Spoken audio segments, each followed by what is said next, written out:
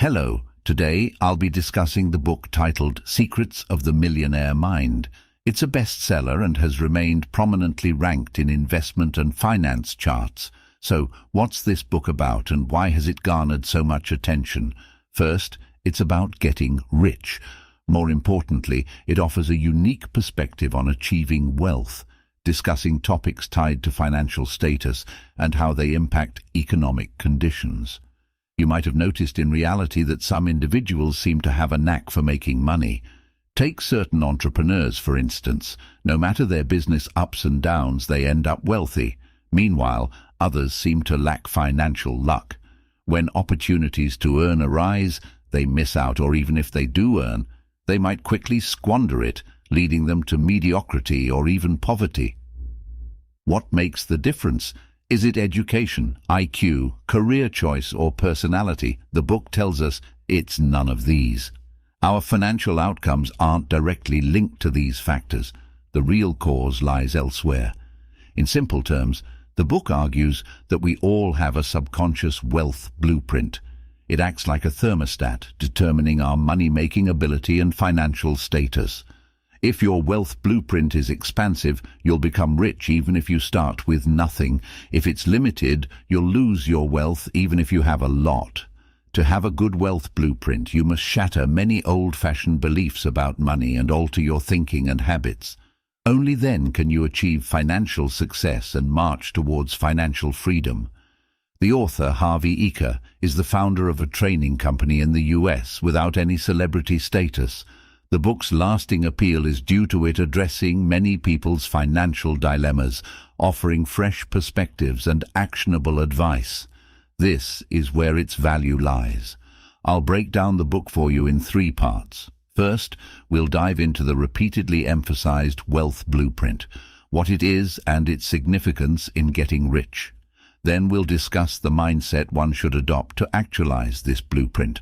Lastly, we'll explore the habits one should foster. Together, these sections cover beliefs, thoughts, and actions regarding wealth, hopefully providing some inspiration or motivation. First, let's explore what wealth blueprint means and why it's so crucial for getting rich. The author explains in the book, what is a wealth blueprint? Just as an architectural blueprint is a plan or design made before building a house, a wealth blueprint is your plan or attitude towards money. Your wealth blueprint encompasses your thoughts, feelings, and actions about money. At first glance, this might sound abstract and vague. However, the author uses an analogy to clarify, making it easier to understand.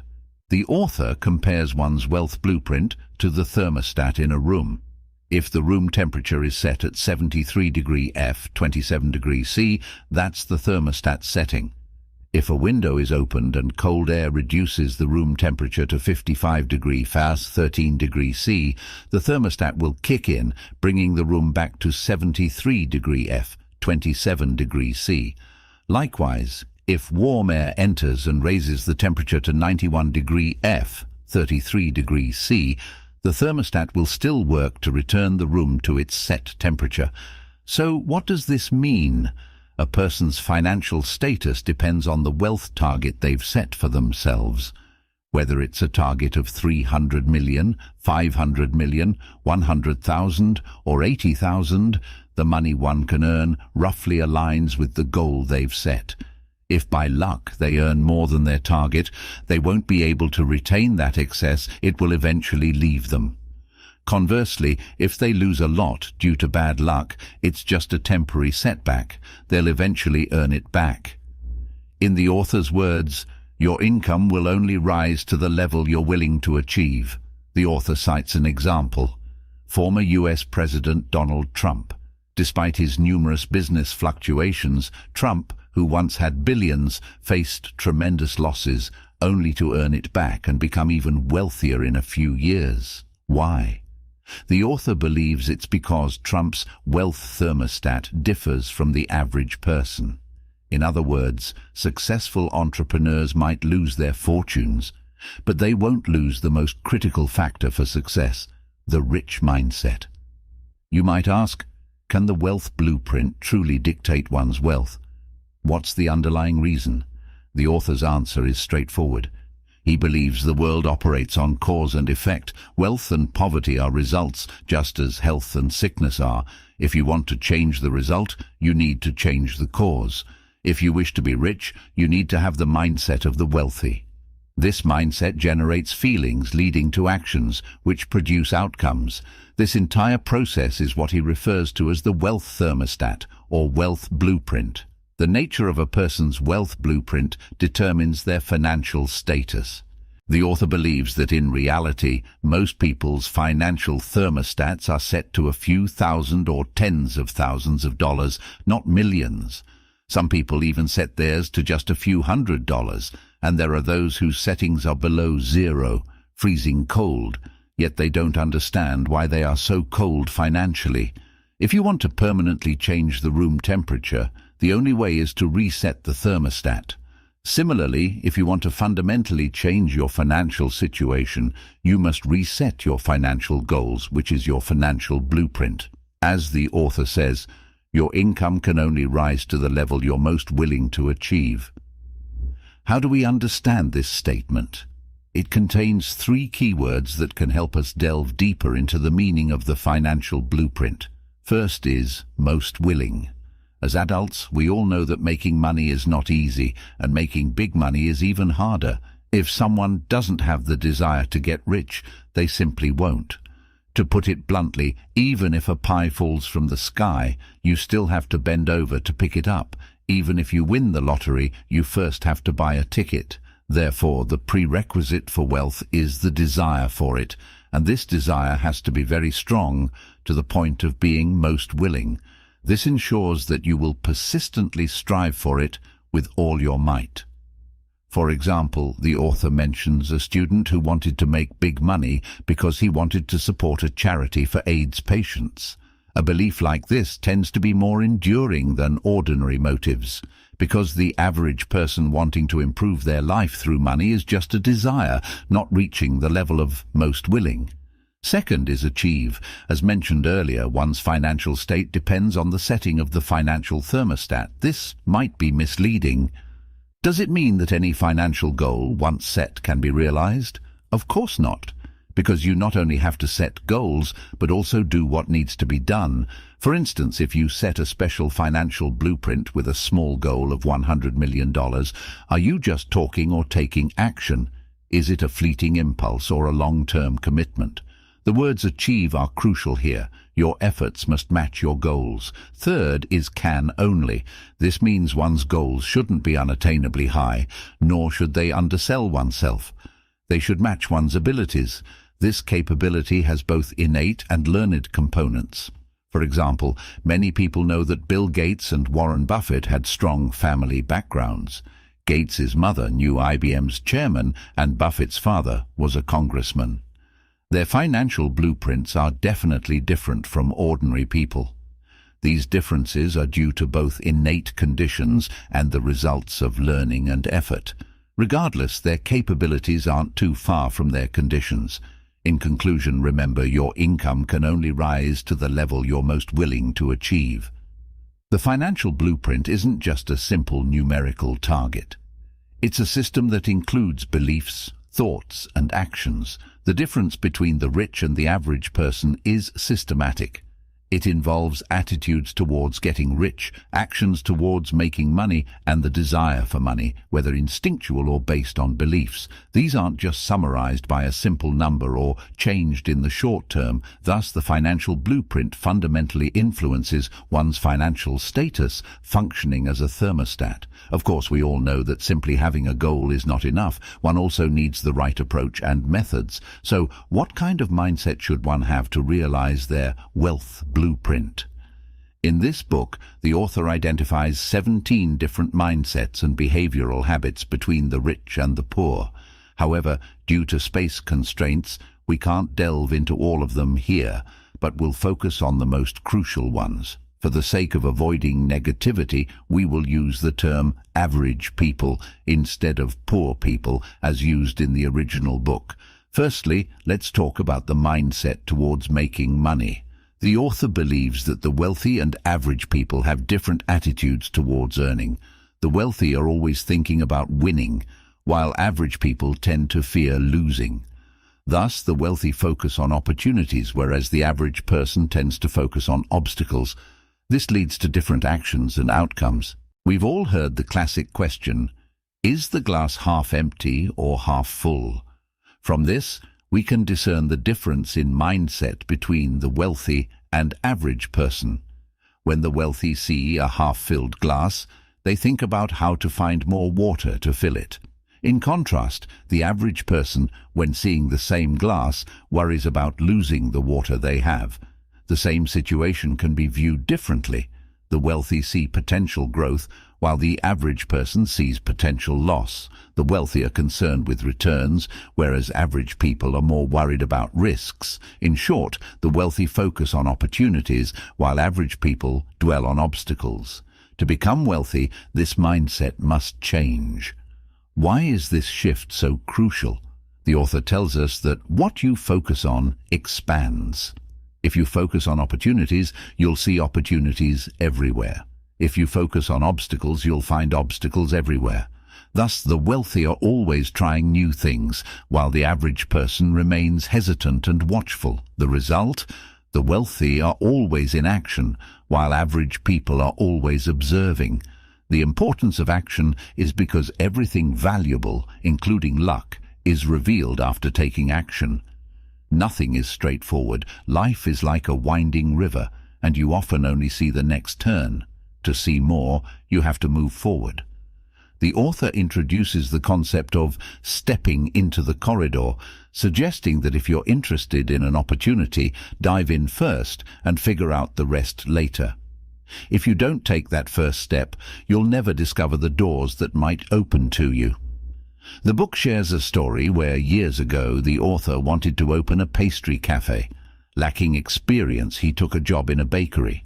By getting close to the manager and assisting the baker at 4 a.m., he learned about the industry.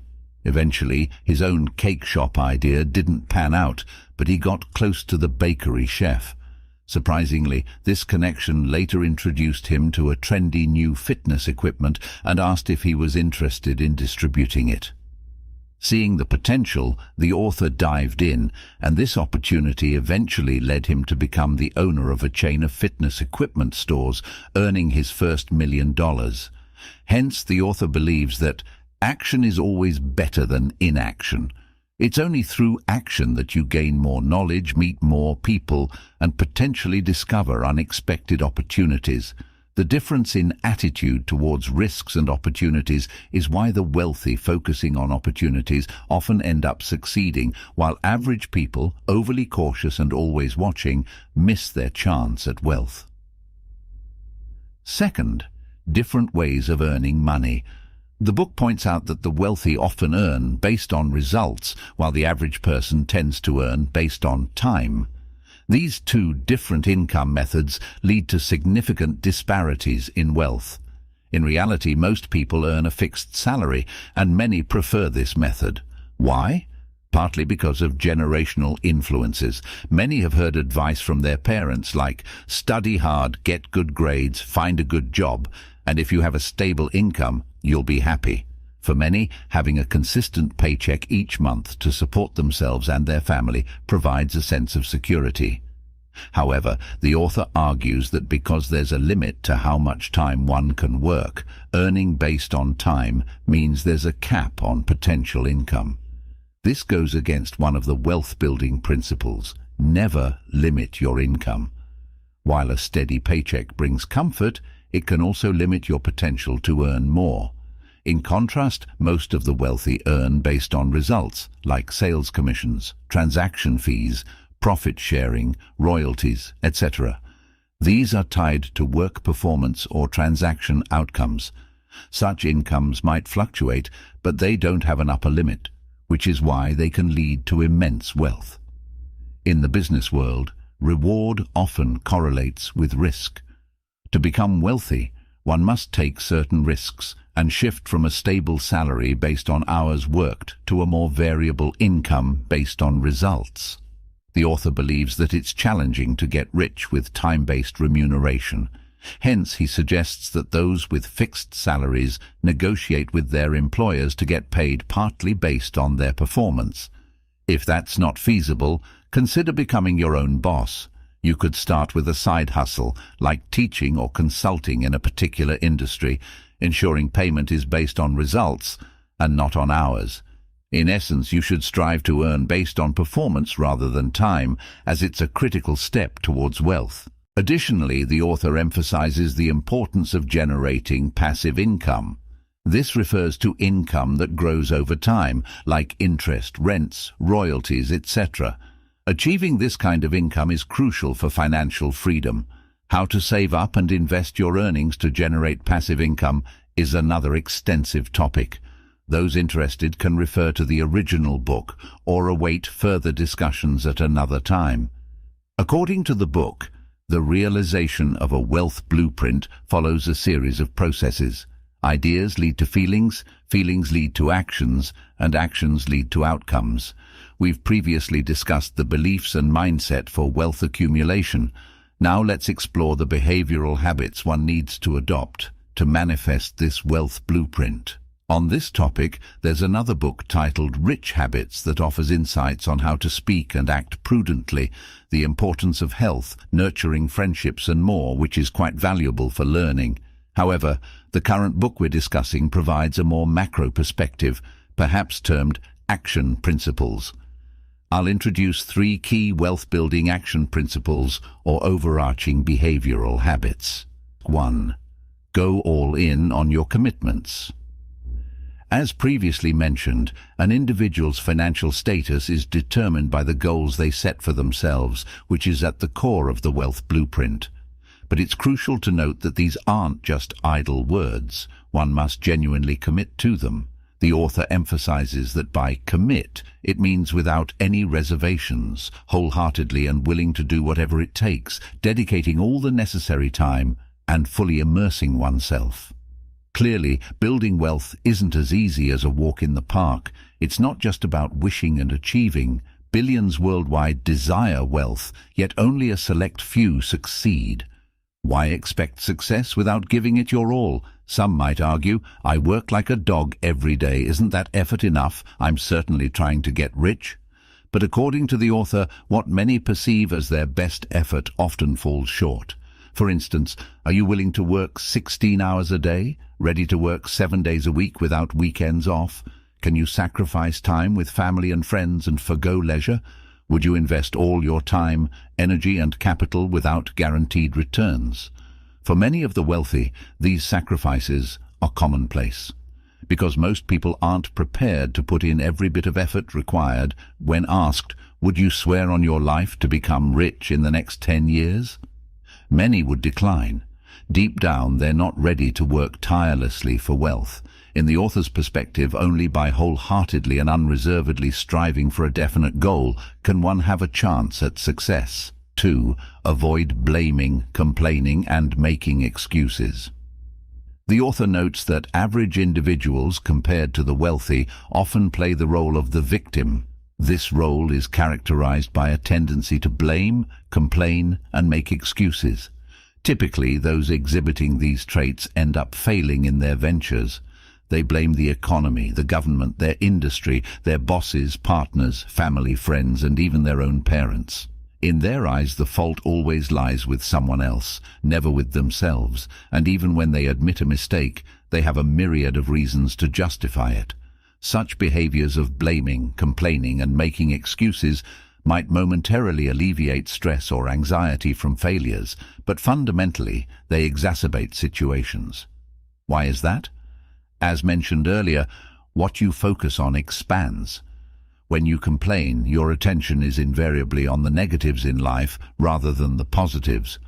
Consequently, as per the law of attraction, you end up witnessing even more errors. In other words, while you're busy complaining, you're essentially drawing more mishaps into your life. Thus, every time you blame someone else, make excuses or complain, you're essentially sabotaging your own chances of financial success. The author suggests that whenever you catch yourself indulging in such behaviors, it's crucial to remind yourself in some way that you're pushing yourself into a tight spot and must immediately cease. This may seem stringent, but it prevents us from blaming others, making excuses, or lamenting about society.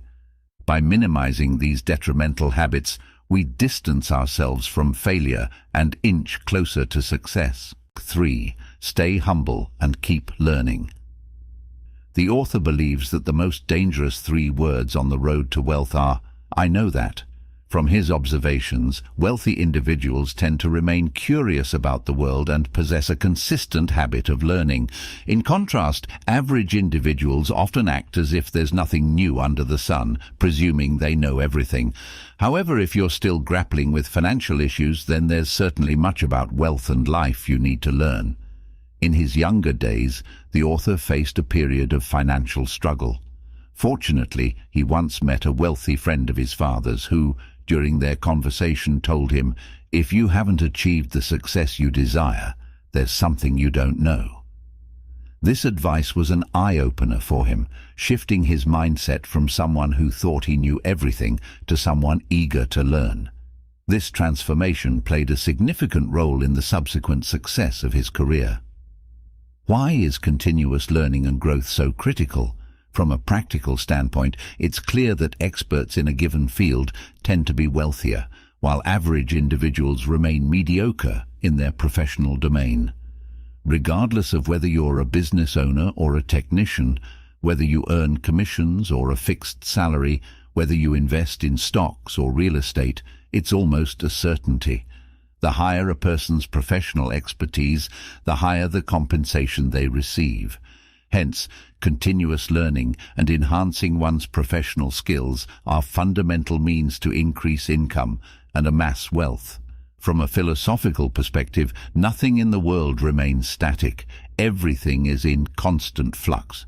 Especially in society, with the advent of new technological revolutions, knowledge evolves rapidly and industries undergo seismic shifts. If we don't maintain a habit of lifelong learning, we risk being left behind by societal progress. The author contends that the fundamental way to not only attain wealth but also to preserve it is by staying humble, constantly learning, and continually evolving. Conclusion. As we approach the end of this book review, let's recap. The central premise of this book is that each individual has an internal wealth blueprint. It functions much like a thermostat, determining one's ability to earn money and their financial situation. It's not just about setting numerical targets. It's an intricate system that encompasses beliefs, thought processes, and actions. In other words, to make this thermostat effective, one needs to break away from outdated notions about money, adopt new ways of thinking, and form new habits. This includes taking risks, shifting focus from obstacles to opportunities, and committing to lifelong learning. The author has identified 17 wealth-related thought patterns and action strategies in the book. He presents them through contrasting perspectives of the wealthy versus the average person, leaving a lasting impression. For instance, while the wealthy play the money game to win, average individuals play not to lose. The rich are eager to promote their strengths and values, whereas the average individual avoids self-promotion. Ordinary people work hard to earn money, but the rich make their money work hard for them. If you're intrigued, I highly recommend reading the original book. A crucial note at the start of the book, author Harv advises readers, "Don't believe a word I say." What does this mean? It reflects Eker's fundamental stance that everyone's perspective is subjective. While one can take inspiration and advice, it's essential not to take everything at face value. Concepts and insights provided in the book aren't universally right or wrong, but merely represent the author's experiences and viewpoints. Instead of blindly accepting or rejecting the information, it's better to validate through actions and test these concepts in the real world. Open-minded thinking combined with decisive actions is the real key to financial success in life. Alright, that wraps up this book review. Please subscribe to my channel. For a more in-depth insight, I'd urge you to buy and read the original book. If there are any other books you're curious about, drop your suggestions in the comments below.